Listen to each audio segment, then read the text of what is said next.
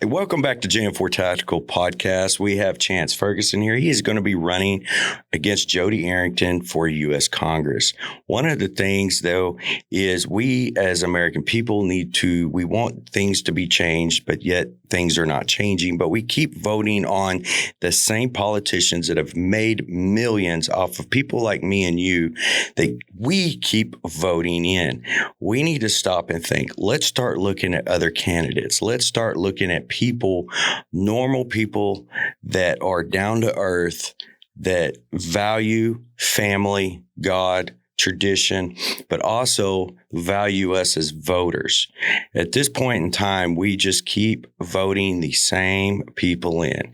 So Chance Ferguson here, he's going to talk a little bit, and he used to be a U.S. Marshal, and he is running against Jody Arrington, and you've got my vote because you've been just a down to earth guy ever since I've met you. Well, I appreciate that. You hit it right on the nail head. Everybody wants change in this country, but one thing that I've learned, and I don't want to be a politician, could care less about, never had a desire to be a politician. But I'm more than happy to be this district's representative and their voice in Washington, D.C. But you hit it right on the nail head that the problem is we keep electing politicians. We keep electing people that have no real world experience. I would venture to say, and I don't know this for a fact, but I would venture to say that Jody Arrington's never had to put off a car payment to make sure his house didn't get repoed. Jody Arrington's never had to worry about not getting a paycheck from the federal government. As a U.S. Marshal, when we went through a government shutdown, there was a time that I actually had to call my lenders and ask them to put my note at the back so that I didn't get foreclosed on, but Congress still got their paychecks. Nothing should come out of Washington, D.C. that excludes members of Congress or the Senate. If they're going to pass a law, it ought to be on the American people. It ought to include everybody. But we keep electing people who have no real world experience in the problems that we're facing. And I've the other two candidates that are running against Jody Arrington, Vance Boyd and Ryan Zink, we're all good friends. We all have the same mission. We've got to get Arrington out of office, and we need to replace him with somebody that's down to earth and knows what's happening. And like I said, this isn't a dig to any of the other candidates, but out of everybody running, including Jody Arrington, I have more real-world experience in the problems that are facing this country than any of the other three candidates. Because you've gone through some of these problems, and we've talked about some of these things and what the U.S. government, is put onto you as an employee, and how you stood up for what was right, and actually lost half your retirement. Is that correct? Well, I lost half my salary by retiring to run for office. But I've worked for the government since I was 19. When the Gulf War broke out in 1991, I was enrolled in Tarleton State University.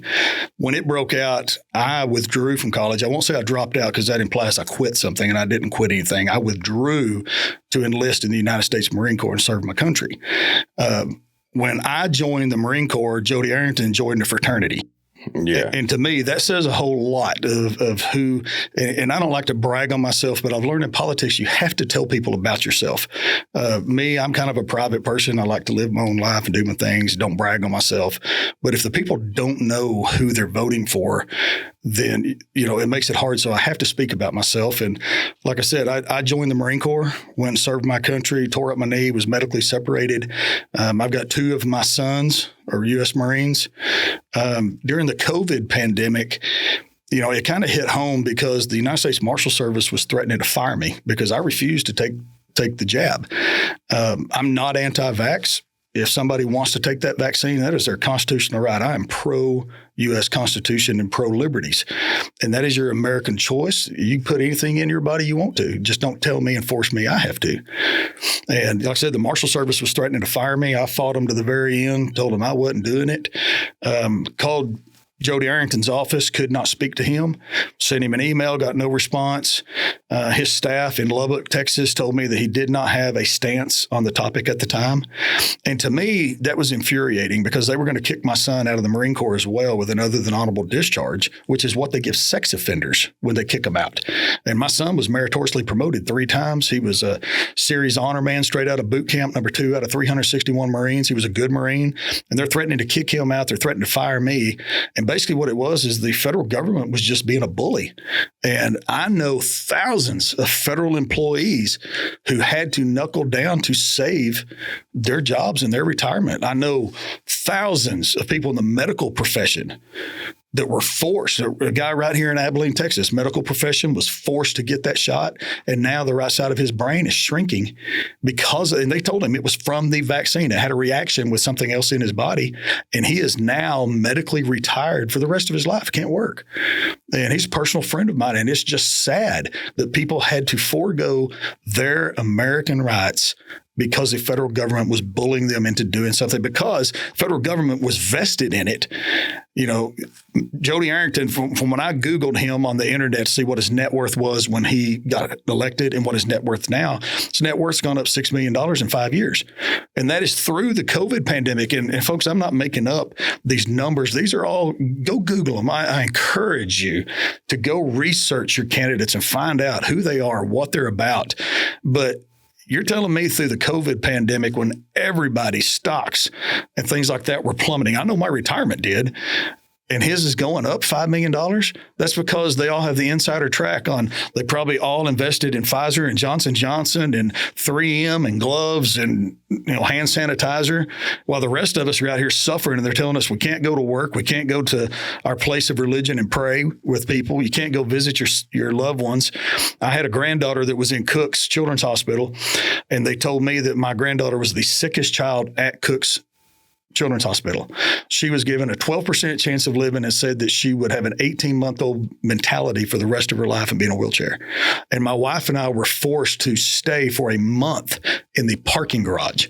We went to Target and bought lawn chairs and sat back out, and my son would come out and update us, and we'd go get them food, and we'd do things like that for them for a full month. Praise God that she completely recovered. She tested 98th percentile of cognitive thinking. She's walking. She's still going through some rehab, but you can't believe what all these doctors tell you.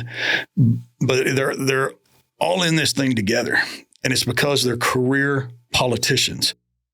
And they made a lot of money off this stuff. We know he wasn't trading GameStop, No. I mean, that was during that whole thing, but it's.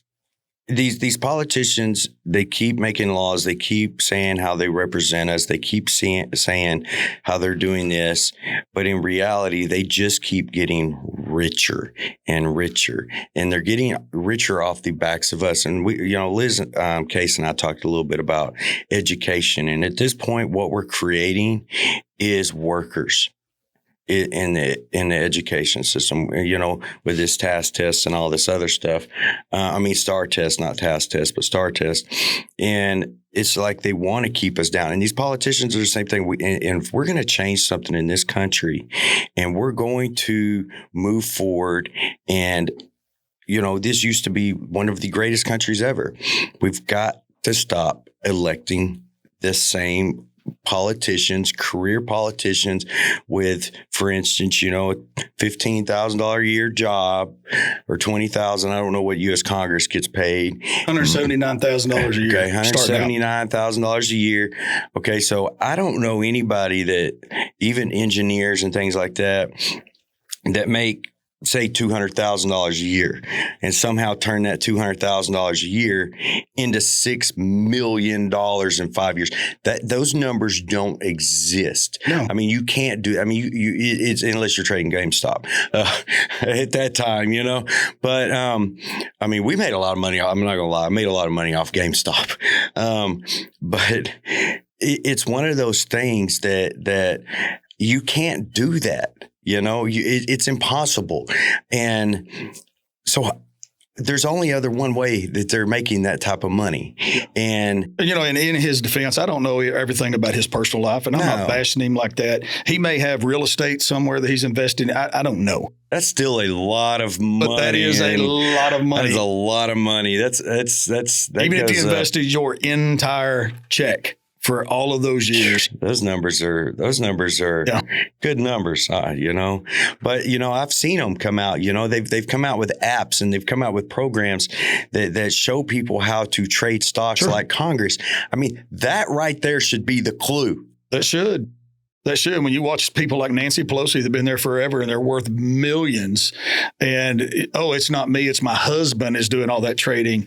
It's all insider trading, and they're all saying, hey, what we're fixing to do is, for instance, we're fixing to put wind turbines in Abilene, Texas, outside Abilene, Texas.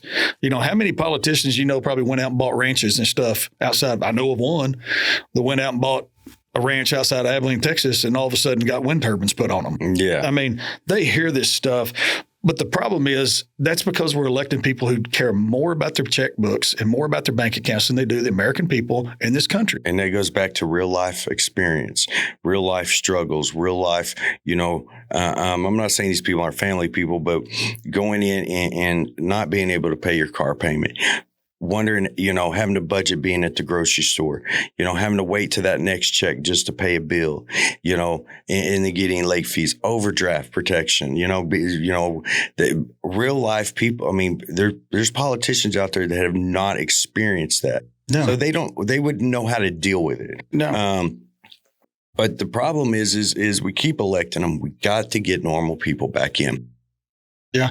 Well, and you even touched on the STAR testing in school. And I can relate to that because I love educators. I love our school systems. We've got some great people here in Abilene that care about their students, but it's the state and the government that is handcuffing them and handicapping them where they have to gear everything to this test. And for instance, I have 4 boys or should I say I have 4 men. I tell people I don't raise boys, I raise men. And each one of them, when they've been in school, have been behind in one subject or another, and they have this deal where you can go to school before school and get extra tutorial, extra help. And we've done our part as a parent. Mm-hmm. We have taken them early. We've gotten them the education they need. We've helped them at home. We've done everything. And then the minute STAR testing is over, what do you think they do? They cancel before school tutoring. And a lot of the teachers are like, well, we don't really get paid overtime to come in here and do this. And we don't get paid to stay after. We don't get this. We get a low income. We have low wages. And I get that 100%. But we cannot forsake the kids. And, the other thing is how many people come to this country as foreigners, whether they're illegal aliens or legal aliens or whatever they are. Every one of them that comes, most of them speak at least 2 languages. You find our kids coming out of our schools, every one of them, most of them speak 1 language, and that is it. I mean, we are failing our kids. Every kid that graduates from high school should speak 2 languages. It is a global community nowadays, and we as Americans, and a lot of us are just arrogant and say, well, if you're in America, you ought to speak American. And I get that. I get that mentality. When I was raised, I was 5 years old, and my parents, they moved to Midland, Odessa, and the people across the street from us were Hispanic, and they wouldn't let their kids speak Spanish. And they said, our parents migrated over here legally, and we're in America, we speak English. And now they look back on it and they kind of regret it. And they're like, man, I really wish we'd have taught our kids Spanish. And like I said, it's a global community and we can't look at it anymore. Like everything's on the internet. We're buying things from China and Taiwan, and we're buying things from overseas in Germany and the UK and Mexico. And if we're not teaching our kids how to speak another language, we're leaving them behind. We're not even teaching them cursive writing anymore. No, or how to balance a checkbook. Oh, I mean, let's talk about real world. Let's get in school and let's teach them how to invest in stocks. Let's teach them how interest works. I think a wise man once said, those that understand interest collect it, those that don't pay it. So and that's one of the things I did. Now I was pretty proud of my son. It took him a second, but one of the things I've seen on TikTok, I love TikTok. You can find some phenomenal stuff on it. Did you hear about Joe Biden's on TikTok now? No, I heard that, but okay. They want to ban it, but our president, he must have forgot he was on it. Everything he says is incoherent on there anyway. They took a bunch of monopoly money, 1s, 5s, 10s, change, all that stuff. They put it all, count it out, see what you got, and there was a lot of kids on TikTok that could not count the change. They didn't know how to do change. They didn't know how to add everything up. And that goes back to basic principles. I mean, we were taught how to do all that. But what they're teaching these kids now is how to pass a test. And it's 100%. putting so much stress on these teachers, principals. And we talked about that with Liz the other day, is that needs to go away. We need to go back to our basics. We need to go back to teaching our kids, because our education system, we used to be, developing software. We used to be developing, some of the best things ever developed were come out of the 70s and 80s and 90s. It's so funny you say that, Chad, because I've asked people before. I said, I want you to tell me what we've invented that made our lives so much better. And I said, I want you to think back to probably about the 1920s when the automobile started coming. So from the 1920s to about the 1970s, we went from inventing an automobile to putting a man on the moon. Or let me rephrase that, to putting someone in space. And, we have made drastic, we went from a computer that was the size of a room to something that fits in the palm of your hand. But you're telling me we can't cure cancer? You're telling me we can't cure the biggest problem of the 21st century?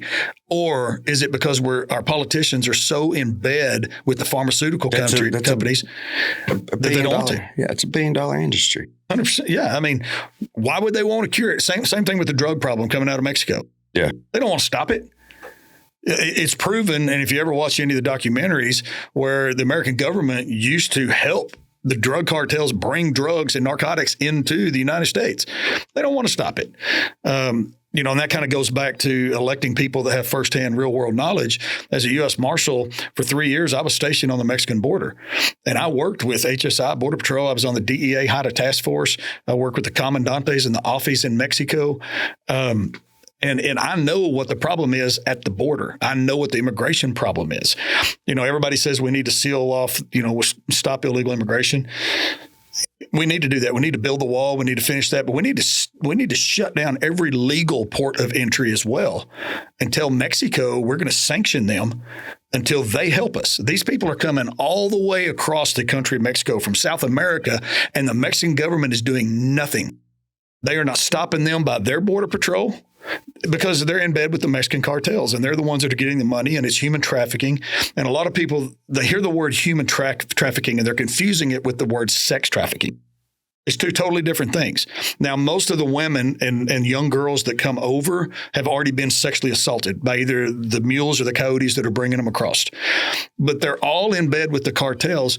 And before they ever even cross that border, they tell the cartel where they're going. And let's say they say Chicago, Illinois. Okay, the cartel has an address of a stash house in Chicago. And within a certain amount of time, they are supposed to check in with that stash house. And then they owe the cartel a certain amount of money per month. And they have to start making payments to pay for them coming over here. Well, what do you think is going to happen when they get to Chicago and they can't find a job and they can't find anything? What do you think is going to happen? Because they've got to make that payment or the cartel is going to go after that individual's family. They're going to turn to drugs. They're going to turn to selling drugs. They're going to turn to theft. They're going to turn to prostitution. They're going to do whatever they have to do to raise that money to pay the cartel so they don't go after their family. And that is human trafficking. But the fentanyl problem, how many videos have you watched of these people crawling over the fence and walking right past our U.S. Border Patrol? And they all got backpacks. They've all got suitcases, and not one of them's being searched. We don't know what's in them. And it's not Border Patrol's fault. And it's not Homeland Security's fault. It's their administration's fault, because they have passed policies that they think supersedes federal law. And it doesn't. And they're basically aiding and abetting a felony by allowing this to happen. And they're putting them on airplanes, they're transporting them, they're putting them on buses and transporting them. That's a felony. That's transportation of an illegal, undocumented alien. See, we're supposed to be going down. I've got to go down towards Del Rio in a couple of weeks. And I've actually got lunch with a Texas Ranger down there, his own Texas Ranger. And he's going to be, but we're going to go down there and take some photos. But there's a lot of these pictures that are showing up. Oh, look at these gates open. Well, a lot of people don't realize the border's the river. There's land between the river and the wall. And that's the only way to get in and out. And that there are National Guards, but a lot of these people up north, so all this false information is being given. Oh, look at this big gate open. So, I mean, we understand because they've got to get in and out right there. And I guarantee you, if you go 100 yards down, there's containers and there's, the National Guard, things like that. But a lot of people don't think about that. It's not like we could build a fence or a wall in the middle of the river. No, and there's places down in South Brewster County, Texas, you're not going to be able to put a fence. I mean, it is in the middle of nowhere, just deep, steep canyons. But all these people aren't just coming in Texas. I mean, they're flooding into New Mexico, Arizona, California because they're sanctuary states. Well, where do you think they're going from there? They're sneaking in our back door of Texas. They just did a video the other day showing that they're actually flooding out of Canada in a record-breaking number of people. And that Canadian border is unprotected. I mean, you can just walk across that anywhere, which, South Brewster County, I've seen places like Desierto de Luz. You can drive across the river and not even get your tires wet on a lot of occasions. There's a place down there outside of Presidio, and it's a little old town, a little community. I think it's Candelaria. And they've got a bridge from Candelaria to Mexico that nobody monitors. I drove down there one time just to kind of see it. And while I'm there, people are coming across from Mexico.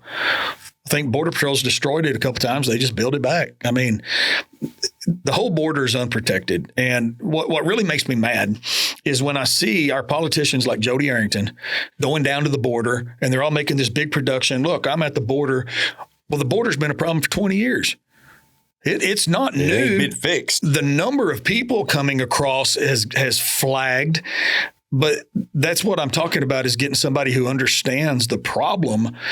And it's, like I said, it's been a problem for 20 years, but nobody's done anything about it till recently. And then everybody wants to be on TV and look at me, I'm down at the border. Well, quit talking about it and do something about it. But you've been in office for 20 years.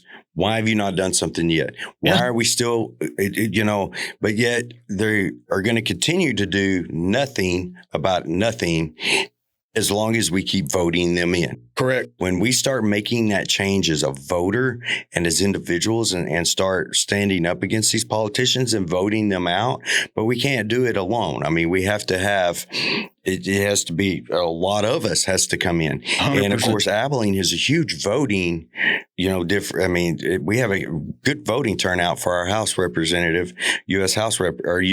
Congress.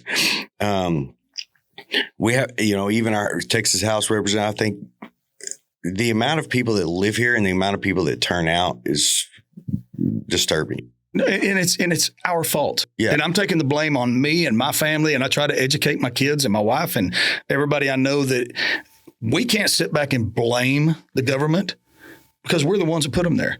And like you said, last I checked, and I'd have to check my numbers, but I believe when I checked, District 19 had 479,000 registered voters. Last election cycle, less than 200,000 voted. Less than half of the people in this district voted, but they want to complain and gripe and say, why isn't this fixed? It's because you're not educating yourself and you're not taking an interest in what's happening and going out and voting for the right people. And they're going to the box and they're like, oh, I don't know anything about this person. I picked this name, which Chance Ferguson is a really cool name. When you look at it on the ballot, it looks cool. Go ahead and put a check mark next to it. But that's the problem that we're having. But and everybody tells me, well, you can't win against an incumbent. You can't win against an incumbent. Right now is the best time to run against an incumbent because the American people are sick of it. They're fed up, just like me. I did not have to retire from being a U.S. Marshal. I had 6 more years before they would force me for an age requirement to retire. I could not sit back and watch what they're doing to this country and destroying it any longer. And that's the same thing here. We've never really been in politics, but I think it was around 2020 that we got involved. We were fed up with it. We are done with it. We're done with the government, with their handout. That's all they got is their handout. I pay more taxes. And everything we do, we pay taxes on taxes. We had a revolution what was that? 2% tax. Yeah. Yeah. My property tax went up almost 25%. Yes.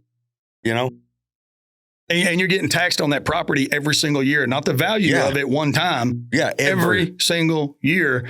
And the dollar you make is getting taxed 4 and 5 times by the time you ever get it back to a bank. And the people want to know why the economy is the way it is. You know, Joe Biden got on TV yesterday, I think it was yesterday, the day before yesterday, and was complaining about, you know, the companies they're shrinking the packages, and his ice cream is getting smaller, and it's the same price, and you know, or it's, you know, well, that's called inflation. I mean, yes, companies are shrinking their bags of chips instead of to make more money because of his policies. Yeah, we'll put in. Yeah, you know, but he's complaining about it. Yeah, I'm while we're in a $34 trillion deficit, and then like you and I talked before we started the cameras and stuff, Joe Biden stopped our natural gas production in the state of Texas because he's mad at Texas right now for what we're doing on the border. So he ceases the natural gas production in the state of Texas. But guess what that does? The country of Russia is the next largest producer of natural gas. We're going to buy it from them. We're going to buy it from them. They're going to sell it to China. So we just bolstered the Russian economy. And we sent, $64 billion in a relief package to the Ukraine and Taiwan and relief to the Gaza Strip. And so I'm sitting here going, okay, we keep sending money to the Ukraine to fight Russia, but now we're going to stop natural gas production in Texas and let Russia make billions of dollars. Because off of us. Buying it. Yeah, it doesn't make any sense. But that goes back to hiring people who understand and have been there. Like I said, I was in the Marine Corps. I know what the American servicemen are going through. I know what their families are going through. And in the last 2 years, we've had a 5.3% reduction in defense spending. While China is the number one largest army in the world, America's number 2, India's number 3, followed by North Korea. Well, if we are going down in our defense while all of these terrorists and everybody else are coming across our southern border, they're going to invade us from within. They're going to do it without landing a boat on a beach. And it's not going to be like Red Dawn. They're going to invade us. They're going to take over our infrastructure. They're going to sabotage our water systems, our electric systems. They're going to go after and shut down Wall Street. I mean, look what happened to the power grid during Snowmageddon in the state of Texas. And everybody lost their ever-living minds because our electricity was shut off. Well, look at Nikki Haley. Do a quick Google search on Nikki Haley. Who's Nikki Haley's parents? You know, Nikki Haley isn't even her real name. I mean, she had it changed. You knew that, right? And we're gonna do it. We're gonna do a fact check on this one real quick. Her original, I forget. It's been all over, but I've been meaning to do a fact check, so we're gonna fact check it. What you got?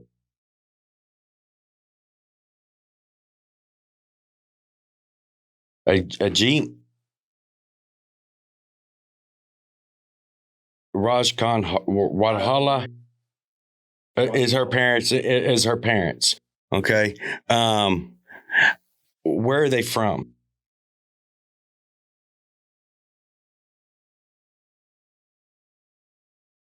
I know everybody has freedom of religion, but it's the whole point of trying to fool people into, yes, and this is Nikki Haley. Now, there's a lot of people, and this may be why she's failing, because a lot of people are like, yeah, you're lying. We're not going to put another liar in there. We're not going to put somebody in there that's going to continue to lie to us. Okay. Well, and that goes back to what's her face? It's just senator or congressman that lied and says she's American Indian. And they've proven over and over that that's a lie. And then you've got Biden saying he lost his son in the Gulf War. And it's just lies. They just lie so much, and the American people continues to believe them, and they continue to vote on these people. No, well, Jody Arrington keeps saying he's going to cut back. He's going to stop government spending. Okay, because he's the chairman of the finance committee. Jody Arrington voted to change Fort Hood's name and other military bases. How many millions of dollars did that cost us to change the name of a military base because of the cancel culture? And somebody was upset that 300 years ago their family owned slaves or something. If we're going to get past slavery, we got to quit talking about it.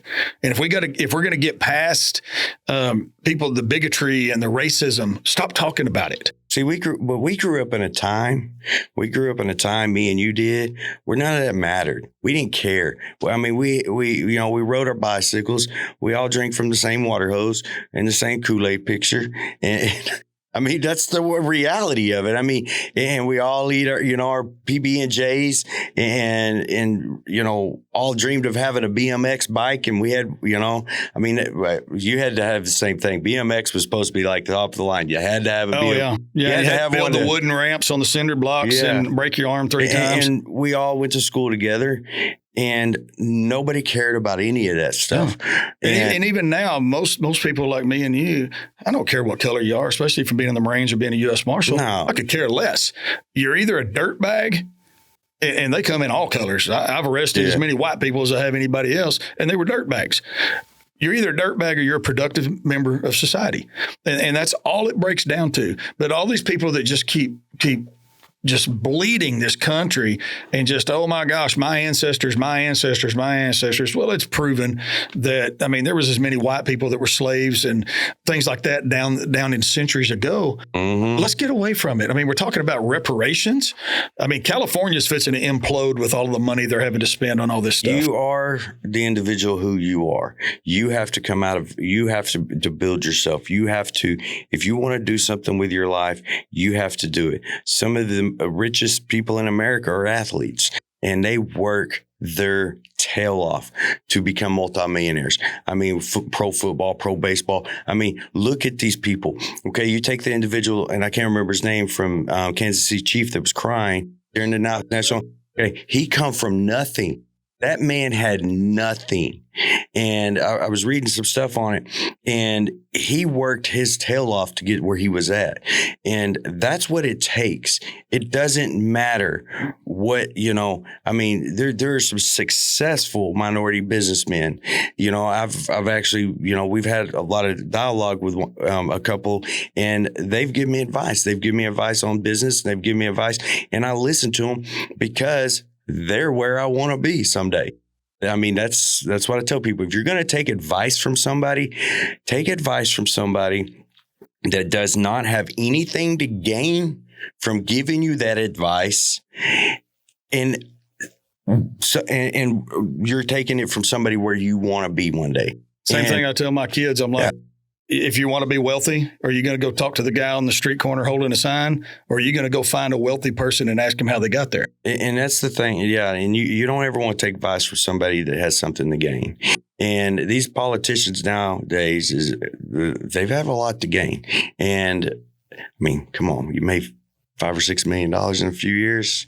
That's incredible numbers. I'm not saying, And when they keep passing stuff that excludes them. And that's what burns me up. And it just makes me so mad. So like during COVID, congressmen, senators, White House staff, they were all exempt from taking the COVID shot. And it's like, you're going to impose this on the American people, but you're not going to do it yourself. I have heard recently that, I'm not going to name names, but a certain senator is trying to push for term limits, but he's going to grandfather himself in. And see, a lot of people didn't know about the White House and the White House staff. There was a lot of people didn't realize they were exempt from taking the COVID shot. But yet these nurses and doctors and first responders and everybody else out there was being made to take it. If it was so great and so wonderful, why are they not taking it? Well, the literature that I got on that back in 2019, 2020 was that members of Congress, members of the Senate, and White House staff were exempt. Anyone who worked for any of the labs, Johnson & Johnson, Pfizer, or Moderna, were exempt. And I believe at the time, U.S. Postal Service was exempt. Now, the reason the Postal Service is exempt is they have one of the largest unions in the country. So if you force them to do it, they're going to rebel and be like, we ain't delivering your mail. So the Congress and Senate was like, oh, we can't have that. We're going to exempt them. And I think later the Postal Service really pressured their people to go get it and things like that. You're telling me the people that worked in the lab at Pfizer was exempt from taking the shot that they created? That is the information that I got when all this, and that's what went into a lot of my decision. I was told that the president or CEO of Pfizer and Pfizer didn't take it. Yeah. I don't know how true that was, but well, you have to look at it too, because if they wouldn't have exempted those employees, and then they would have went on strike, they couldn't have made their serum. And like I said, that is the information I obtained back then. Well, if they're going to go on strike, there must be a reason they don't want to take it. Why are we wanting to take it? Well, that's why they exempted them, so that wouldn't happen. But, in 2019, and a lot of people don't realize this, I was probably one of the first people in the country that even knew anything about COVID because the U.S. Marshal Service had internment camps in the United States for anybody that was coming over from China. And a lot of people don't realize that there was 5 military bases that had basically almost like prisoner of war camps with big chain link fence. And anybody that came in from China was immediately escorted to these places, and they had to stay there for 2 weeks because of this COVID thing. And I think back then they called it the coronavirus, which there's like 100 different types of coronavirus and all this stuff. And so I was actually serving as a protective detail at Miramar in California and housing. A weapon station. Yeah. And housing these individuals that were coming in and I called my wife, I'll never forget, because I'm sitting there working one of the entry points, or the only entry point, and we had to check people with badges and make sure that they were right coming in and out, and nobody was leaving. And they had this bus come and unload about 60 people, and they're all from Brazil. They all speak Spanish, and they were the cleaning crew that would go in, and they would clean and do all this stuff, and then they'd come out. And then they would go on base and eat at the Burger King and all this stuff. But they all had the same clothes on. Like they'd go in and clean with the same clothes. They'd come out, have the same clothes on. They all used the same pen because you had to log in when you went in, and when you came out, you had to log out. So everybody's touching the same pen and all this papers. And I called my wife and I said, you are never going to believe. I said, you better get ready because this is fixing to sweep this country.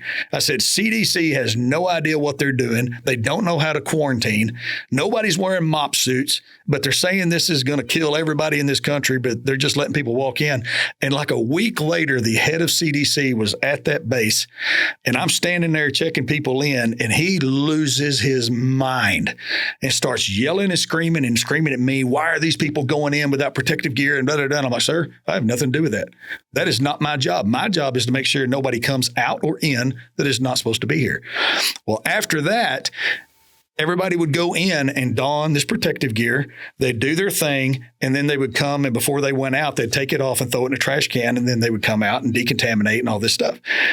But up to that point, everybody's just walking in willy-nilly, and they're like, oh, this is a deadly virus. It's going to kill everybody. But, here, touch this pen that I've been touching, and, in their hands. And I'm like, they'd hand it to me. And I'm like, nope, just set it down. And I'm just looking at it, just thinking, but this is our government. I mean, like we talked about earlier, I think Ronald Reagan coined the phrase, scariest term in the world is when you hear, I'm from the government and I'm here to help. So I'd love to have you back on here in a couple of weeks. I know we got election coming up. We've got some things coming up, and I know that you have talked a lot about what you want to change and get us back on the right track, especially, being the position you're going to be in, and you have the experience. You have the knowledge, and you would stand up for your everyday citizen because you understand having to put your bills on hold. Absolutely. And that's what we need. We need normal working people that understand these things and understand that come from, the backgrounds that we come from, things like that, not these rich elite kids, or these rich elite families having kids and then them silver spoon politicians. Yeah. And that's pretty much what we got in there. And that's probably why I like a couple of the U.S. Congress that's up there right now. I'm not going to name them. They get pretty loud. And it's because they come from people like me and you. If we had more of those in there, in the White House and in the government, I think this country would get back on track and be a lot better. I think, and you hit the nail on the head right there, because, and I even tell people when I'm making a campaign speech or I'm doing these forums, and I'm glad we're talking to so many people in this podcast, because you all need to get involved. You all need to get out there. Electing me may not solve a single problem, because I've got to work with all these corrupt people up in Washington. Yeah. You go elect 100 people like me, all across the state and all across this country, we need to get rid of every single sitting politician, and we need to start over. And that's how you make a change and you take this country back. But we've got to get involved, and we've got to do this. And I've seen so many campaign promises come through my mail and flyers, and I've watched it on TV, and I'll do this and this. And they're telling you what you want to hear to get them elected. And my only campaign promise that I make anybody is I'm not for sale. I have a retirement check coming in. I don't need the money. I ain't doing this for money. I have morals, I have integrity, and I have value. And that's the thing is we keep getting the same mailers saying they're going to fix the same problems. It's like, okay, we're going to fix the same problems. What happened last, term? What'd you do for the past couple of years? No. I mean, you talked about it in your last mailers when we voted you in. And I'm a victim of that too, because it's like, I know their name. I know their name. Yeah, I've seen this. I've seen it. But you also have to look at Jody Arrington. Last time I checked, had raised $1.5 million in campaign funds. $1.5 million. Where's that money coming from? You think that he's not bought and paid for? That he's not going to vote how the pharmaceutical company tells him to vote? Yeah. Or big pharma or any of them like that? I mean, that is where that money's coming from. Well, there's a lot of money after Stan Lambert right now. Yeah, same thing. There's a lot of money after him. And I understand the PACs and the super PACs and the NRA and things like that. I cut off my campaign contributions at less than $5,000 because if you raise more than $5,000, you have to file with the Federal Election Commission and you have to send in quarterly reports. And I didn't want to mess with that, and I don't want to owe anybody. I don't want somebody to call me and go, "Hey, remember I gave you 10 grand or whatever? You need to do this." I don't want that. I don't owe. I'm kind of like, I wish I had Trump's money, but I'm kind of like Trump. When he ran his first election, he doesn't owe anybody. He ran it all himself.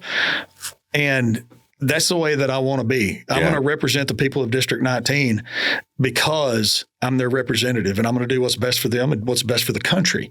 And I don't care if it makes somebody mad. I don't care if they say, "Well, you got to vote for this bill," or "I'm not going to vote for your bill." If it's not right, I'm not going to vote for it. And I can stand up. And if people don't want me in that position after 2 years or 4 years or 6 years, then vote me out. That's fine. Yeah. But I'm going to, and that's another thing is people always talk about term limits. Term limits. We have term limits. The Constitution provides term limits. If you don't like your congressman every 2 years, vote him out. If you don't like your senator every 6 years, vote him out. Yeah. That is what is called term limits. They're not appointed for life. But that being said, I'm for term limit. I will put it on myself. If I get elected, I ain't there more than 10 years. And then I'm getting out and I'm going to enjoy my family and my grandkids. And this was never meant to be a career. Oh, it's become a career. A politician is not supposed to be a career. It's supposed to be a servant of the people. All right. Well, I'd love to have you back on here in a couple of weeks. We got to get some more of this wiring stuff fixed. In the meantime, make sure you go over to Chance Ferguson. He's got a TikTok. Chance Ferguson for Congress, TikTok. I've got Chance Ferguson for Congress on Facebook. And, people are asking me, where's my yard sign? I just now got yard signs because my Facebook is my yard sign. I can have more people and reach more people by sharing. Go to Chance Ferguson for Congress and share it with everybody you know, because that's a bumper sticker. That's a yard sign that people see my name. Yes, sir. So we'll definitely get this out there. We're going to link some stuff in the description, go into your Facebook page, stuff like that, for YouTube. But yeah, we'll get some stuff and we'll try to get the word out there about you. And I'm glad we sit down and had this conversation. And absolutely. Thanks for the conversation and the coffee. Oh yeah, you got to love that coffee. That's pretty good coffee. It's good coffee. I mean, that's Texas sweet roll. That's JM4 tactical coffee, folks. Yeah, I mean, I love that Texas sweet roll. It's good. But, all right, make sure you check out Chance Ferguson for Congress right here in the state of Texas. It's going to be Lubbock, Midland, right? Or no? It's just above Midland. It covers 28 counties. Okay, so he's covering 28 counties. So make sure you check him out. Also, check us out at jm4tactical.com, and we will have him back on here in a couple of weeks because I want to get into more of this other experience and things that you've gone through, and we've talked a lot, and we'll pick your brain about some things. Sounds good. All right. Appreciate y'all. Y'all check us out at jm4tactical.com. Thanks for watching. And cut.